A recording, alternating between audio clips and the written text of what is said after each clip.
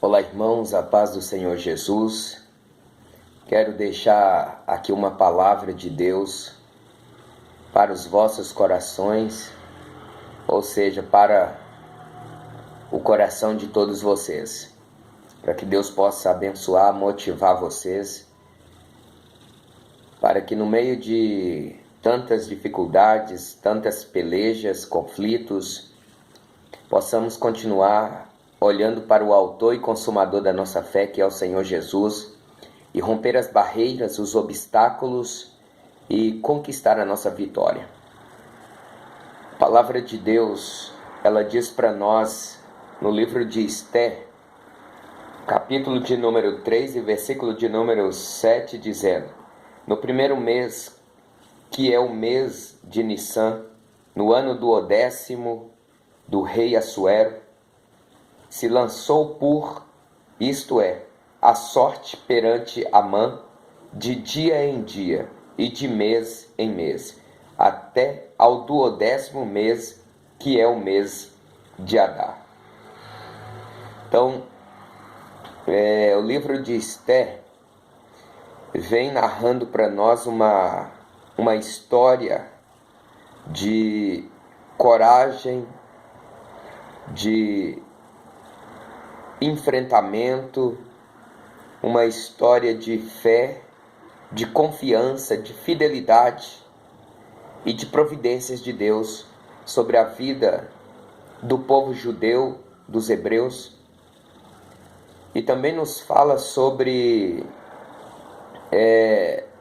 o poder do clamor, de quem tem uma vida de oração, de quem confia no Senhor. Então nós vemos que dentro desta história também tem algumas personagens que está movido de vingança, que está com o coração cheio de ira, de ódio do povo judeu, por causa de uma batalha a qual o próprio Deus designou que esse povo fosse exterminado da face da terra pelo povo judeu quando eles alcançam a liberdade ao sair do Egito.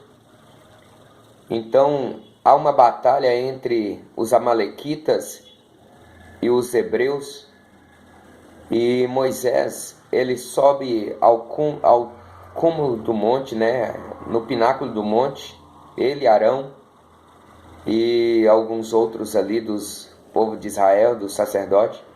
Enquanto Moisés está com as mãos levantadas, o povo hebreu estava vencendo a batalha, e quando as mãos de Moisés cansam de ficar levantadas, que ele abaixa a mão, aí os amalequitas estão vencendo. Aí Arão, ele sobe no monte, e eles têm uma ideia de Deus de segurar o braço de Moisés. Então Moisés com os braços levantados, os hebreus venceram a batalha, e os amalequitas foram destruídos. Mas quando nós chegamos aqui no livro de Esther, nós estamos vendo aqui que Amã, ele está enfurecido, está enraivado, porque ele carrega sobre si, essa derrota, e por isso ele quer se vingar do povo de Deus.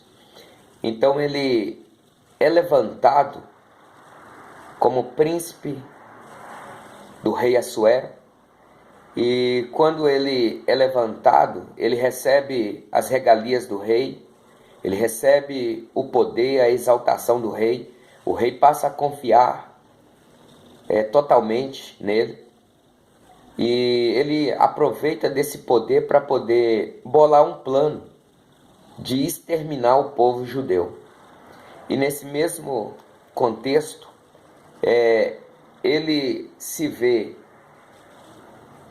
maior do que todos, ele sente-se privilegiado pelo rei, e ele começa a abusar do poder a qual foi colocado sobre as suas mãos. Então ele pretende se deificar, que significa divinizar, endeusar, pôr-se entre Deus está sobre uma possessão demoníaca. Isso era o que estava no coração de Amã, por causa do ódio que ele tinha contra o povo de Deus. Então ele quer ser adorado, ele quer ser endeusado, e ele quer que todos se curvem perante ele. Mas nós vemos nessa história a providência de Deus, ainda que você não vai encontrar a palavra Deus nesse livro, mas você vai ver quão grandes são os cuidados de Deus para com seu povo. O livramento de Deus, a ação, o agir de Deus para preservar a vida do povo dele. Assim também é para conosco. Quando nós servimos a Deus, somos leais ao Senhor, os cuidados de Deus estão sobre a nossa vida, e nada e nem ninguém poderá nos separar, poderá nos destruir. Por quê? Porque Deus está com as suas potentes e poderosas mãos estendidas sobre nossas vidas. Então nós vemos que Amã, ele forja um plano, ele chega lá para o rei Assuero e diz para ele: olha, tem no meio das suas províncias um povo que não segue e que não obedece às suas leis.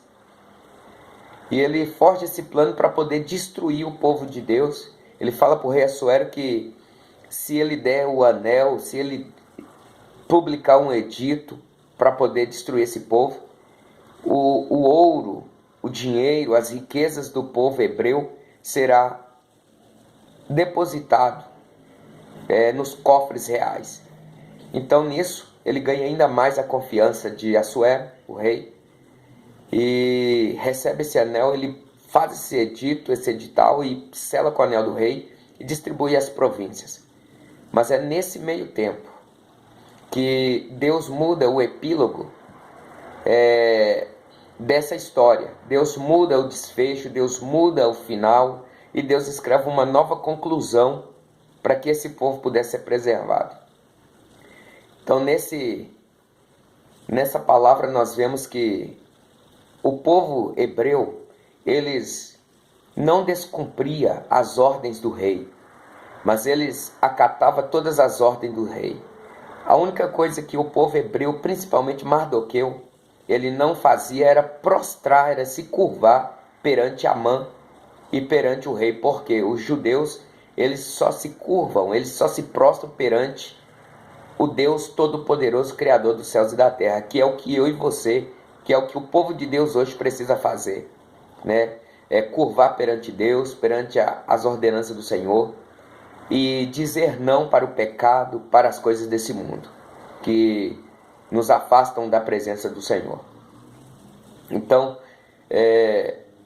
Mardoqueu, ele criava uma sobrinha, ele era tio de uma menina a qual seus pais foram mortos, também pelo exército adversário, em uma guerra.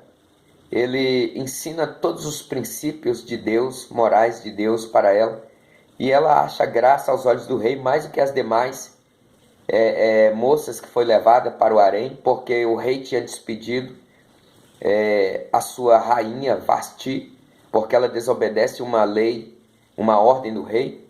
Então Esté, que tinha por nome judeu Radassa, ela é escolhida como esposa do rei.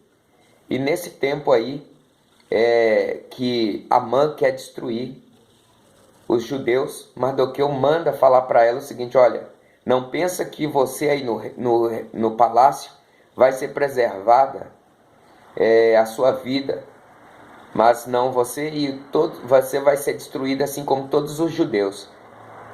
Ele está dizendo para esta mulher que ela foi levada para o palácio, foi por um plano divino de Deus, para que ela pudesse interceder pela vida do povo de Deus, que é da mesma forma o que acontece comigo e com você.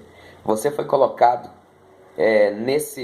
nessa denominação, nessa igreja, Você foi colocado nesse emprego que você está. Você nasceu nessa família que você nasceu. Isso é um plano divino, para que você possa ser boca de Deus, para que você possa ser instrumento de Deus, para fazer a diferença no seu local de trabalho, na igreja que você congrega, para você ser intercessor, intercessora da sua família em que você nasceu. Então saiba que Deus conta com você para poder preservar sua família, para poder salvar os seus parentes, os seus amigos, para poder levar a palavra de Deus para salvar o seu patrão, a sua patroa, os seus colegas de trabalho. Você é boca de Deus, faz parte do plano de Deus para poder levar paz, para poder fazer a diferença dentro da igreja que você está congregando. Então não se venda, não se renda ao pecado, às coisas desse mundo, mas mantenha firme com o Senhor Jesus, porque no tempo certo, no momento certo, Deus vai usar a sua boca, Deus vai usar a sua vida para poder trazer salvação para aqueles que estão à sua volta. Assim como Deus fez com Esté, assim como Deus usou Mardoqueu para poder preservar o restante do povo de Deus, Deus está contando com você também neste tempo para poder trazer outras pessoas para o reino dos céus. O povo judeu não morreu, não foi destruído nesse plano diabólico de Amã. E as dificuldades que virá sobre a sua vida, as provações que virá sobre a sua vida, não vai matar você também, mas vai te aperfeiçoar para que no momento certo Deus possa te usar. Então fique com essa palavra, fique na dispensação de Deus, fique na posição que Deus te colocou, porque Deus vai te usar, porque Deus vai te dar vitória. E diante da guerra, ou das guerras que venham sobre a sua vida, saiba que Deus está de braços abertos para que você descanse nos braços do Senhor. E os conflitos da caminhada é somente para te tornar mais forte, para te fazer mais confiante no Senhor. Porque Deus tem preparado coisas grandiosas para que você possa fazer no reino dele. Que Deus abençoe a sua vida. Fique na paz do Senhor Jesus. E até mais, se Deus quiser.